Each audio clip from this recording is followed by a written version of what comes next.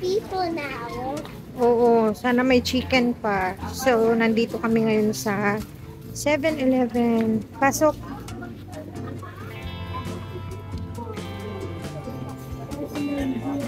Ay, wala na. Doon na lang sa kabila. Doon sa chicken. No, here oh. Ayan, chicken na lang siyan. Ayun na, chicken nuggets. Or ay, hindi yan. Kaya hindi mo pa nakain. Baka hindi mo magustuhan. Masayang lang. Ayun na lang, chicken nuggets. Yes. Ano? Ah, chicken fillet. Ay, hindi man yan. Ano ni siya? Chicken. Ah, chicken fillet na siya. Tag magkano? Walang rice lang. No rice. With rice? Ah, with rice gid siya. Without rice, kay take out man. Magkano? 59. Or eto na lang, ano, chicken nuggets. Dali lang ha. Kanina mo ha. Ano pa? Mas potato ako, dalawa. Tapos, rice.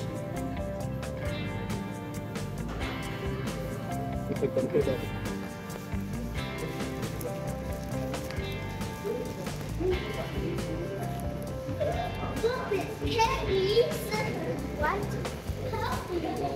Ah.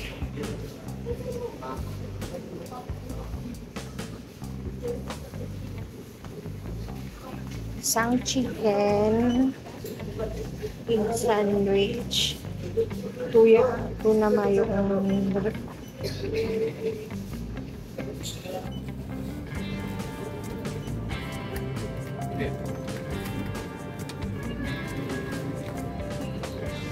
ayan, 80.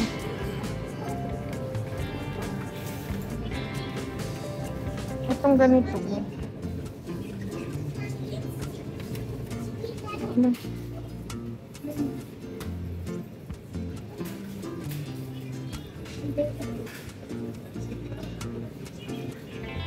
So guys,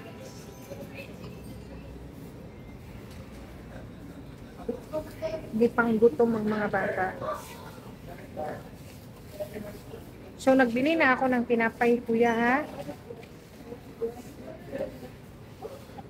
Dali, dito na lang tayo mag-order. Ilagay mo na dyan.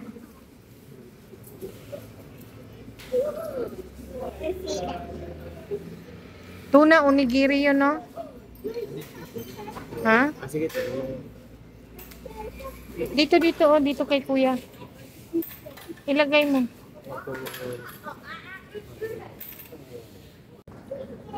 So, guys, time check tayo. Siguro mag-11 o'clock na ng umaga. Oo, ito. Ito na part. At saka tuna mayo onigiri. Ha? Oo, 2 nuggets.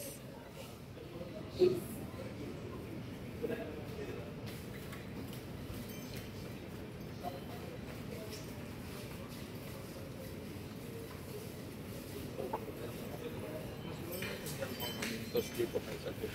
Ha? Mas murang mentos doon dito kayo sa doon. Uy, stop kay makaano kayo dyan.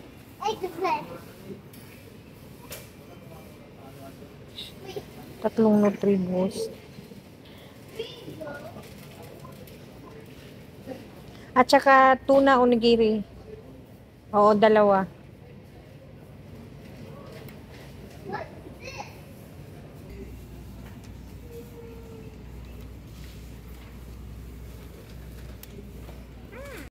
Tara, let's go. Mas maganda gani dito. Yan. Tapos murot eh. Yan.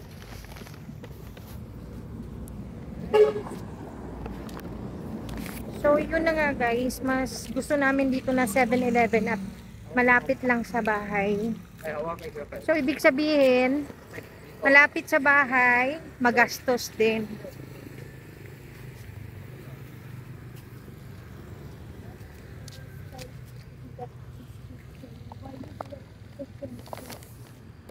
So, nandito na kami sa bahay, guys. And, yan. Dito kami matutulog. Yes. And, kanina nga, galing nga kami ng 7-Eleven kasi nga nagutom nga yung mga bata. And, nagre-request sila na bumili ng chicken nuggets tsaka chicken bunso. And, yun na nga, pagdating namin dito sa bahay, hindi na ako nakapag-video dahil nalobat itong gamit kong cellphone. Yes guys, cellphone lang ang gamit ko sa pagbablog ever since the world began. And time check tayo, it's 11:30 na ng gabi. And pag ganito talagang walang klase yung mga bata, 12 o'clock kami natutulog. Hindi kami natutulog talaga ng early pag sa gabi, pag ganitong lang klase kasi nga nanonood kami ng movie, ganun. Pero ngayon, matutulog kami 12. And 30 minutes na lang magto-12 na. Kaya, nire-ready na ni Kuya yung tulugan. And ayan si Choco. Naiwan siya sa bahay. Hindi namin siya dinala kanina sa 7-Eleven dahil alam nyo na, dito lang siya kasi babalik naman agad kami. Nag-take out lang. So, si Kuya Sia naman ay doon matutulog. Hindi kami natutulog doon sa room namin. Kasi nga, ang init-init talaga, guys. And yun. So, tomorrow morning, sana magising ako ng maaga. Kasi nga, bukas, pupunta ako ng Pag-ibig. Magbabayad ako ng housing loan namin. And malaki ang babayaran ko, guys. For 6 months is 10,000 Juday makalipong. So ganun na nga kasi nung pandemic kasi meron akong arrears na hindi na bayaran, so kailangan ko na siyang bayaran ngayon at na lumaki na nga yung penalty, kaya ganun.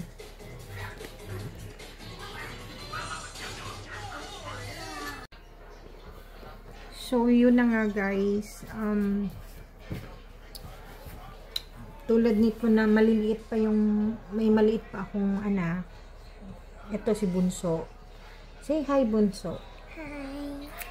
Tapos si Kuya Kel. 7 years old na si Bunso. And si Kuya Kel naman is, ilang taon na si Kuya Kel, Bunso? Oh, very good. 9 years old. So, pag mga ganitong edad talaga guys, magastos sa pagkain. Hindi na nga sila nagagatas, pero bumabawi naman sa kanin, pagkain, pabili ng pabili. Laging nagugutom, lalo pat mga lalaki. Talagang, lalo na si Kuya, Diyos ko, grabe kung kumain. Diba? Hindi naman porke na hindi na nagagatas yung mga bata, guys, hindi na magastos, makakatipid ka. Hindi pa din, kasi nga, kahit hindi sila nagmi-milk na, hindi nakakain ng kanin, no? What's your favorite niya? Food? Chicken nuggets. Oh, it's always chicken nuggets. Tapos noodles. Oh, noodles lang, di ba? Yung ng vegetables, fruits. O, di ba? Bihira na silang kumakain nun. Pili pa yung gulay. Tapos orange. Okay. So, yun na nga, guys. Hindi porke na hindi na sila nagagatas, hindi na sila kumakain ng pagkain ng tao. I mean, yung kanin, ulam, merienda, may extra merienda pa. Tulad niyan, kanina nag-dinner naman na kami kanina ng 6:30. Then, pagdating na ng 10:30, mga 10 o'clock, ganyan, gutom na naman sila. Kahit pa na maaga kaming matulog, gigising ng alas 12 ng gabi. So, tulad ko na wala naman akong work, umaasa lang din naman ako sa sustento ng tatay nila.